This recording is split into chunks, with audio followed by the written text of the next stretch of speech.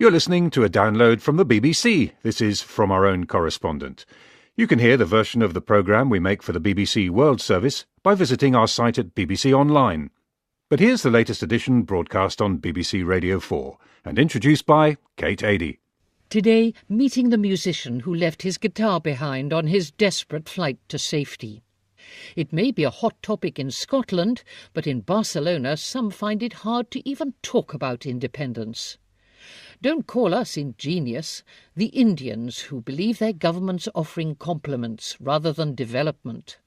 And a huge new gas find brings dreams of prosperity to an African city more often associated with poverty, corruption and foreign intrigue. European leaders have moved closer to creating a single regulator to oversee the 6,000 banks in the Eurozone. It's the first step in setting up new support mechanisms for troubled banks. 17 nations were involved in the discussions in Brussels, but the two that really mattered were France and Germany. And it's often said that Germany, as the continent's biggest economy, holds the key to solving the Eurozone crisis. It's come in for plenty of criticism from abroad, either for not acting decisively enough or for demanding that excessive austerity be imposed on other European countries. But as our Europe correspondent Chris Morris observes, the view from Berlin is more complicated. The late afternoon sun throws long shadows across the austere Berlin Wall memorial on Bernaustrasse. Sections of the wall covered in fading graffiti stand next to posts of rusting metal, the same colour as the autumn leaves in the graveyard next door. Between 1961 and 1989, at least 136 people died at the wall, most of them trying to cross into the enclave of West Berlin from the communist east. So this is a city that knows a thing or two about division.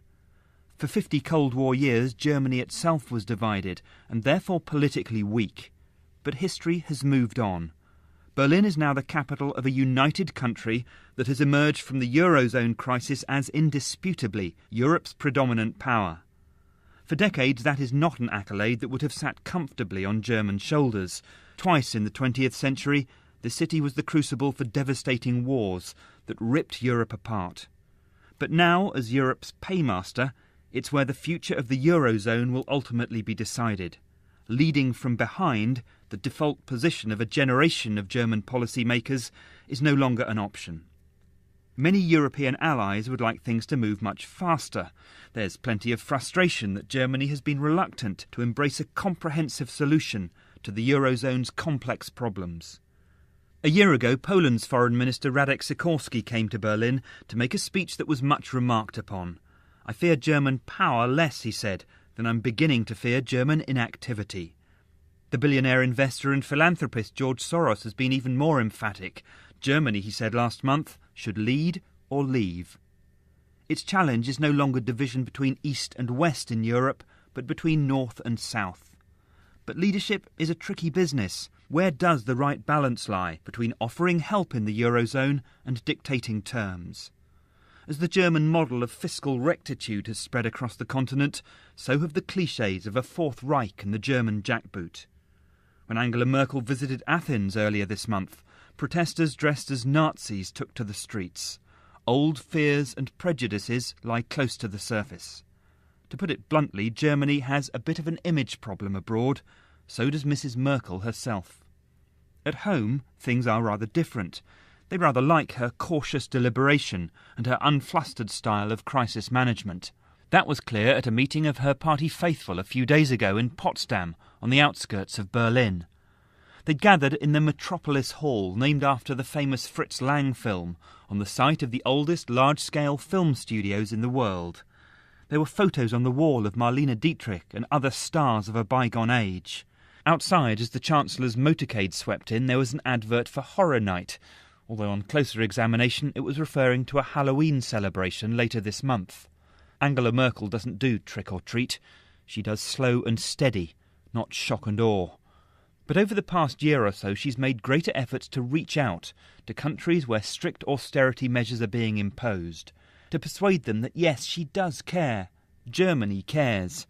And she's trying to make the same case to her core constituency.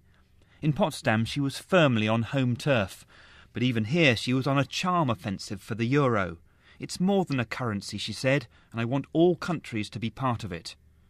For a while, earlier in the year, it wasn't clear that that was still the case. She appeared to be wavering on Greece. Not any longer. Mrs. Merkel now says explicitly that she wants Greece to stay in the Eurozone. What's left unsaid is who's going to pay for that privilege. Because Greece doesn't really need to be lent more money, it needs to be given some, either in the form of direct transfers or by writing off some of the debts it owes to countries like Germany. Neither would go down well with the audience in Potsdam as Germany heads into an election year. So these are difficult questions. In Parliament this week, Angela Merkel's main challenger, the Social Democrat Per Steinbrück, accused her of bullying Greece and allowing a European neighbour to be abused for domestic political reasons. But Mrs. Merkel will, I fancy, go at her own pace, the pace she believes her country is comfortable with. And that means all eyes should remain on Berlin, a city defined for decades by division, now has the fate of European unity in its hands. And that's Chris Morris in Berlin. Next week sees one of the major events in the Muslim calendar, the festival of Eid al-Adha. It's a time of feasting as well as devotion, and several nations have taken the opportunity to call for a ceasefire in Syria for at least the 4 days of the holiday. Among those is Turkey, which has been involved in a series of clashes with its southern neighbour and which is sheltering thousands of Syrians displaced by the fighting, most living in refugee camps just inside the Turkish border. Fergal Keane has met some who have fled even further to the Turkish city of Izmir. When a city is destroyed, what can we say of the buildings that rise in its place? Are they a completely new metropolis? Or must something of the spirit of the old, no matter how fragmented, always haunt the present? It is a question which must occur to any sentient traveller in the cities of the eastern Mediterranean, where great civilizations have risen, glittered brilliantly, then vanished into kingdoms of broken stone and dust. But I don't think it has ever occurred to me with such poignancy as in Izmir, the city the Greeks once called Smyrna, before their 3,000-year-old living presence in Asia Minor was all but expunged. I had not come here to reflect on the sorry story of international intrigue and massacre which led to the death of Smyrna. I was following the story of a different group of people, fleeing a contemporary conflict, whose own cocktail of international intrigue and massacre had displaced more than 250,000 people. But it was not possible to hear the stories of Syrian refugees without thinking of what befell the substantial populations of Greeks and Armenians in Smyrna in September 1922 in the aftermath of World War I. Ancient empires had collapsed. The Habsburgs and the Ottoman Turks, who between them had dominated Central Europe and the Near East, were consigned to fast receding memory. The victorious British and French appointed themselves guardians of the Middle Eastern territories of the defeated Ottomans and helped bequeath to modern generations no end of troubles.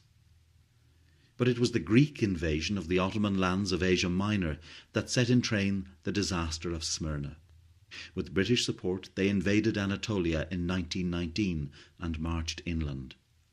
There were massacres of Turks, and these helped infuse a powerful nationalist response. When the Turkish army defeated the Greeks and descended on Smyrna, there was wanton killing of tens of thousands, pillage and rape, and the Great Fire, whose effect is measured now in absences. Gone the streets in which the voices of Greeks, Turks, Armenians, Arabs and Jews mingled. Lost the rich mix of cultures that drew inspiration from the great philosophical and religious traditions of East and West, that traded and prayed and made music and told stories in the narrow lanes of the bazaar and by the glittering waters of the Aegean on summer evenings.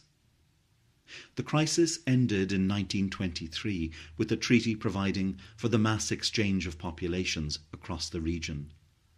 Muslims were forced to go to Turkey by the Greeks. Christians were forced to go west by the Turks. More than 1.5 million people were uprooted. To the traveller wandering through modern-day Izmir in search of the past, it is as if the Greeks had never been here. A handful of old buildings remain, but there is a squat ordinariness about the architecture of the place, wonderfully friendly though its people are, and golden though the light remains as you walk the quayside.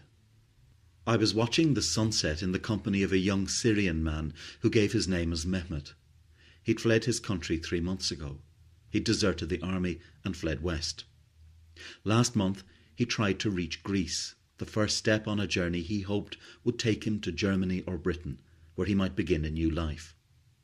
But the smugglers had sent him to sea on a dangerous boat. There were as many as 100 people on board, most of them women and children. The boat struck rocks and overturned. There was a boy I'd befriended, he told me, a child of about 12, and I told him that when we got to Europe I would look after him. The boy drowned along with 60 other refugees. As he tried to save his own life by swimming to shore, Mehmet remembered a woman and her child, both fighting to cling on to him. He didn't say what happened then, and I did not ask him. His face was contorted in pain. I did ask him what he would do if he got to Europe. I would study guitar and then teach it, he said. Mehmet was a classical guitarist. His favourite pieces of music were the preludes of Johann Sebastian Bach. But in the escape from Syria he'd left his guitar behind. The music in him had been silenced. But still, like all those numberless refugees before him in other wars, he kept his eyes fixed on the sea, on the idea of an other life that was surely waiting if he could only cross the water. Fergal Keane in Izmir. The President of Catalonia in Spain dropped a line to David Cameron this week. "Congratulations," he said, for enabling the people of Scotland to take part in a referendum on independence. The Prime Minister, of course, was in Scotland on Monday signing a historic deal with First Minister Alex Salmond, which paved the way for the vote to take place before the end of 2014. The Catalan president, Senyor Arturo Mas, hopes the central government in Madrid will authorise a similar referendum for the people of his region, so they too can decide whether they want to go it alone. But Niall O'Gallagher says it's a subject which some there find difficult even to talk about. In Barcelona, people have no problem talking to strangers. But then there can't be many better ways of drawing attention to yourself than carrying a camera and tripod around the city's underground railway system. And if, like me, you have the kind of Celtic complexion that goes red under a 60-watt bulb, and have made the mistake of packing only dark suits to wear in the unseasonable autumn heat, people are curious to know where you've come from and what you're doing there. I've been a regular visitor in recent years and can get by in Catalan, something most locals regard as unusual for a foreigner, but tend to approve of, making them still more willing to open up. I had one such conversation with a middle-aged couple on the yellow line from the broad boulevards of the city's 19th century Eixample district to the port of the old fishing village of La Barceloneta. It began with the backslapping and jokes about bad weather that seemed to accompany Scottish travellers in southern Europe. And then we got on to the reason for our visit. "I'm here," I told them, "to report on the Catalan independence debate." At that point, the atmosphere changed. There was no hostility.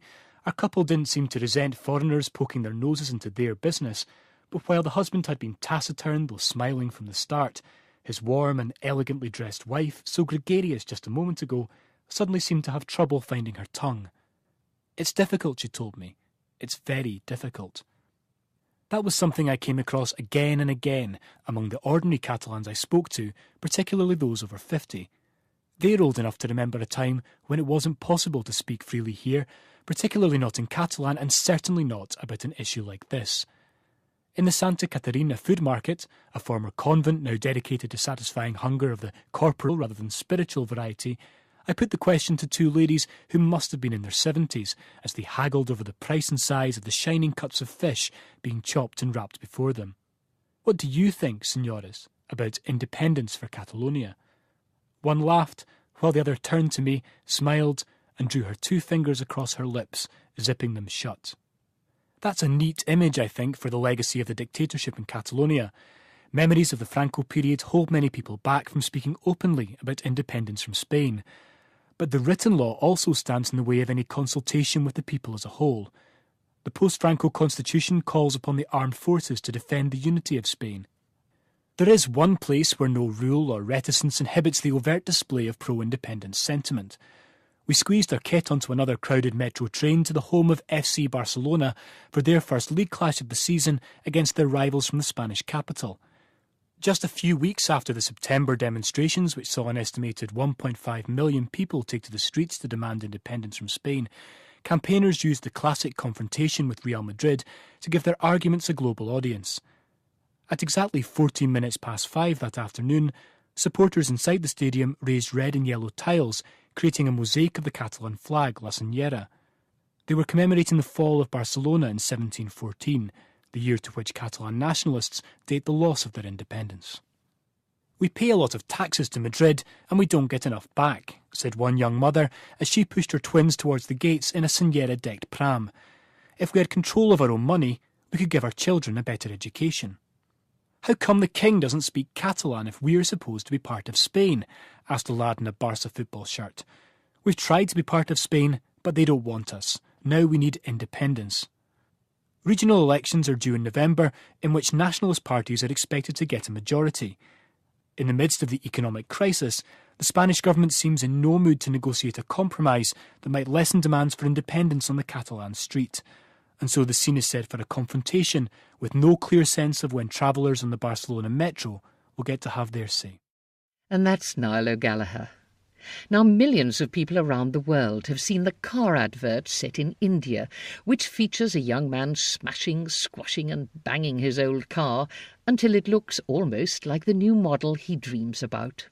The short film, accompanied by evocative Bhangra music, is a favourite on YouTube, and for many people it sums up the can-do improvisational skills that Indians, often very poor Indians, employ to make their lives just a little bit better.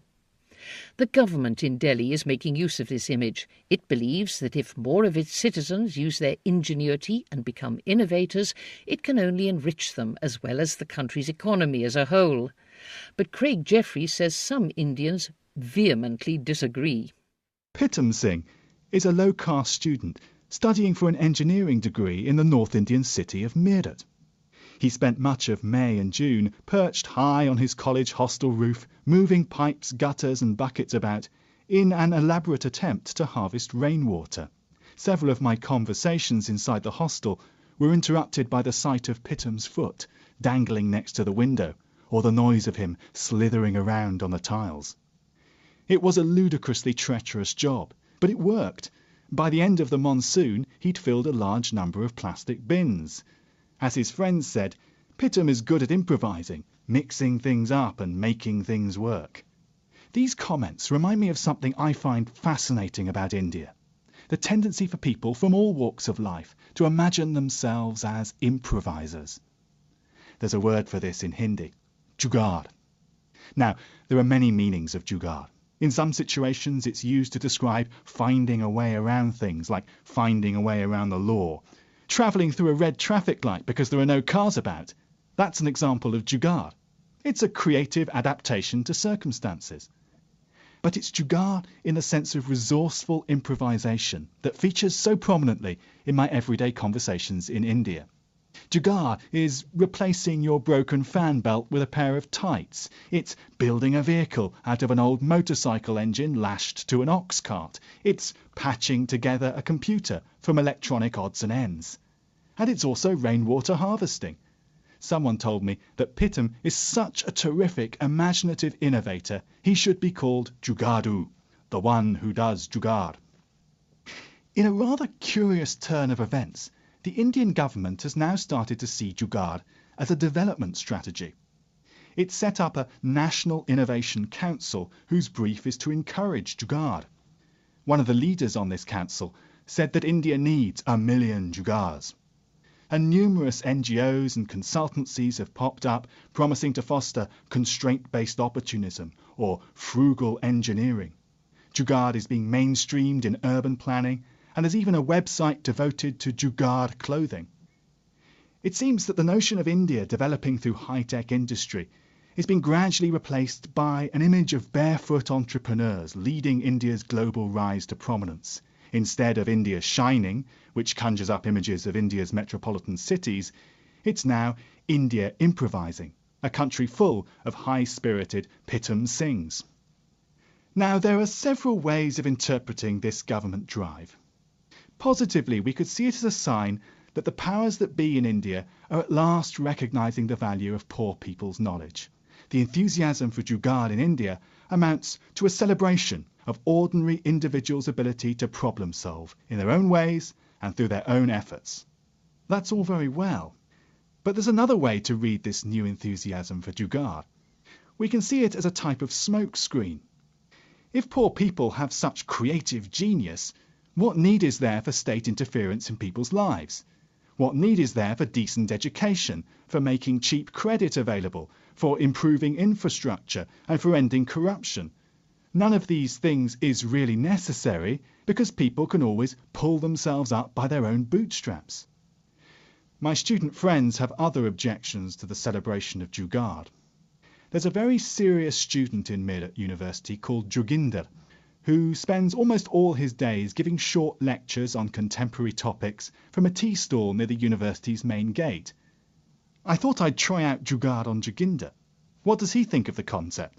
He left a dramatic pause before replying. I will tell you, I am 100% against Jugaad, he said.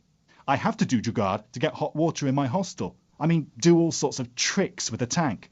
But we should not be a Jugaad country. This is India in 2012 we're talking about. Why should we be embracing the cobbled together? We should be doing everything properly, not in a roundabout way. Pittam agreed. It's true, he said. For my rainwater harvesting, I need the pack that they make abroad, which has all the right equipment. I can't get it here, so I have to improvise. I have no option but Jugaad. There are surely good reasons to celebrate people's ingenuity in India. But it's difficult not to sympathise with Joginder and Pittam. They want a future beyond Jugaad. Craig Jeffrey, back now from northern India. Not so long ago, Mozambique was a desperate case, trying to recover from a long and vicious civil war, with an economy in disarray and a people living, for the most part, in varying degrees of poverty. Today, this former Portuguese colony in Southeast Africa is unrecognisable. They've found huge reserves of gas off the northern coast. They're mining rich seams of coal. The economy's powering ahead. There's a construction boom in the capital, Maputo. The signs are clear. This is a country on the move. But as Hamilton Wende's been learning, it's also one where the past is always close at hand.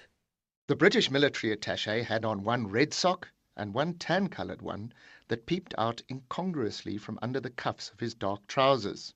He was sitting on the pale sofa, looking somewhat intensely at me under his wispy grey hair. "Winston Churchill," he announced, gesturing vaguely around the room with his warm gin and tonic, the single ice cube clanking against the rim of his glass. "Yes," I replied, somewhat mystified. "Stayed here."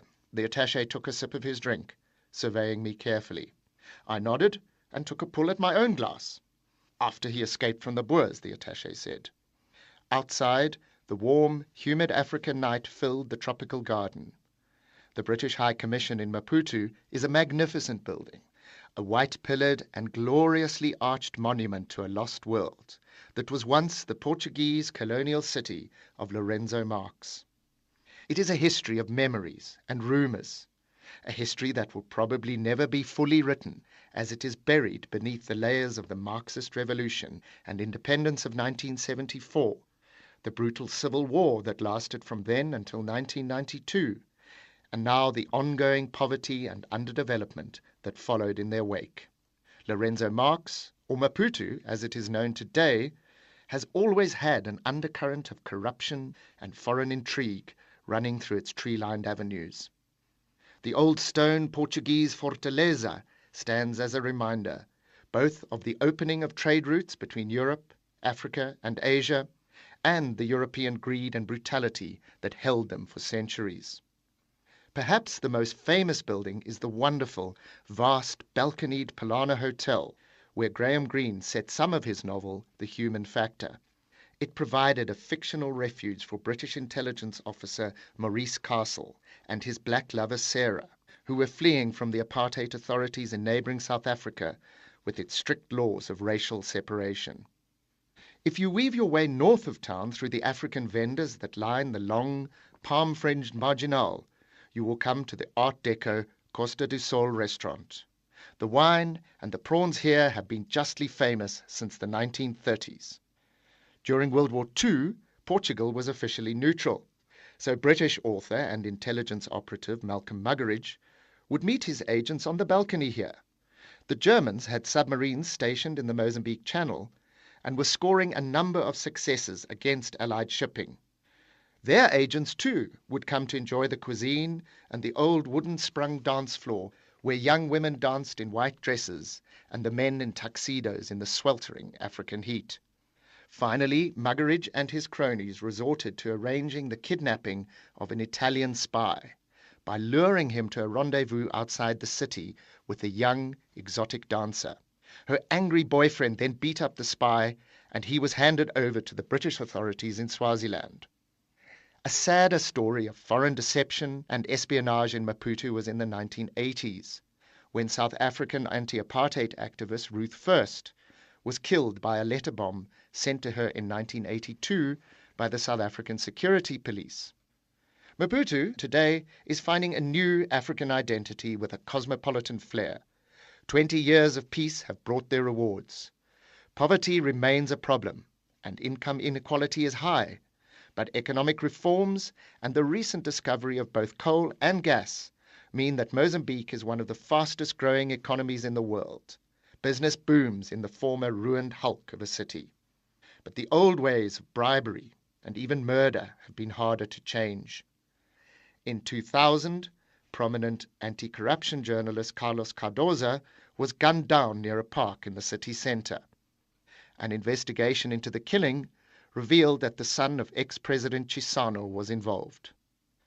There have been efforts by the government to increase accountability. In 2010, the former transport minister was successfully convicted of dishonesty, and the number of cases being prosecuted is rising every year. Still, bribery at all levels remains a serious problem in doing business in Mozambique. Earlier this year, the Attorney General admitted that the general perception that such offences went unpunished was legitimate. Maputo and Mozambique are moving forward rapidly, but the hidden truths of both past and present intrigues swirl whispered, only half told, through the streets of this growing new metropolis. It remains impossible to forget this history of anti-colonial struggle, world war, and foreign spies, layered over the continuing high levels of often dangerous corruption when you are sitting at the Costa do Sol, looking out over the windswept palms and the gleaming Indian Ocean. Hamilton Wende, soaking up the atmosphere in Maputo. I'll be back next week with more from our own correspondents around the world. I hope you'll join us. Setting up new support mechanisms for troubled banks. 17 nations were involved in the discussions in Brussels, but the two that really mattered were France and Germany. And it's often said that Germany, as the continent's biggest economy, holds the key to solving the Eurozone crisis.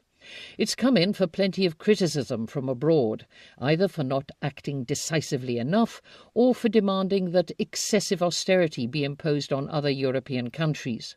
But as our Europe correspondent Chris Morris observes, the view from Berlin is more complicated. The late afternoon sun throws long shadows across the austere Berlin Wall memorial on Bernaustrasse.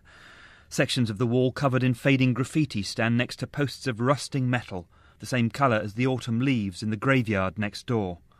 Between 1961 and 1989, at least 136 people died at the wall, most of them trying to cross into the has a bit of an image problem abroad. So does Mrs. Merkel herself.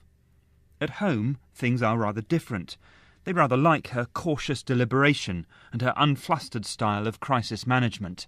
That was clear at a meeting of her party faithful a few days ago in Potsdam, on the outskirts of Berlin. They'd gathered in the Metropolis Hall, named after the famous Fritz Lang film, on the site of the oldest large-scale film studios in the world. There were photos on the wall of Marlene Dietrich and other stars of a bygone age. Outside, as the Chancellor's motorcade swept in, there was an advert for Horror Night, although on closer examination it was referring to a Halloween celebration later this month. Angela Merkel doesn't do trick or treat. She does slow and steady, not shock and awe.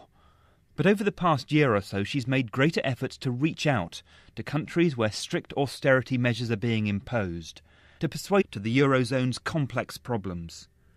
A year ago, Poland's Foreign Minister Radek Sikorski came to Berlin to make a speech that was much remarked upon. I fear German power less, he said, than I'm beginning to fear German inactivity. The billionaire investor and philanthropist George Soros has been even more emphatic. Germany, he said last month, should lead or leave. Its challenge is no longer division between East and West in Europe, but between North and South. But leadership is a tricky business. Where does the right balance lie between offering help in the Eurozone and dictating terms? As the German model of fiscal rectitude has spread across the continent, so have the clichés of a Fourth Reich and the German jackboot. When Angela Merkel visited Athens earlier this month, protesters dressed as Nazis took to the streets. Old fears and prejudices lie close to the surface. To put it bluntly, Germany You're listening to a download from the BBC. This is From Our Own Correspondent. You can hear the version of the programme we make for the BBC World Service by visiting our site at BBC Online. But here's the latest edition broadcast on BBC Radio 4 and introduced by Kate Adie. Today, meeting the musician who left his guitar behind on his desperate flight to safety. It may be a hot topic in Scotland, but in Barcelona some find it hard to even talk about independence. Don't call us ingenious, the Indians who believe their government's offering compliments rather than development. And a huge new gas find brings dreams of prosperity to an African city more often associated with poverty, corruption and foreign intrigue. European leaders have moved closer to creating a single regulator to oversee the 6,000 banks in the Eurozone. It's the first step in enclave of West Berlin from the communist East. So this is a city that knows a thing or two about division. For 50 Cold War years, Germany itself was divided and therefore politically weak. But history has moved on. Berlin is now the capital of a united country that has emerged from the Eurozone crisis as indisputably Europe's predominant power. For decades, that is not an accolade that would have sat comfortably on German shoulders. Twice in the 20th century, the city was the crucible for devastating wars that ripped Europe apart. But now, as Europe's paymaster, it's where the future of the Eurozone will ultimately be decided. Leading from behind, the default position of a generation of German policymakers is no longer an option. Many European allies would like things to move much faster. There's plenty of frustration that Germany has been reluctant to embrace a comprehensive solution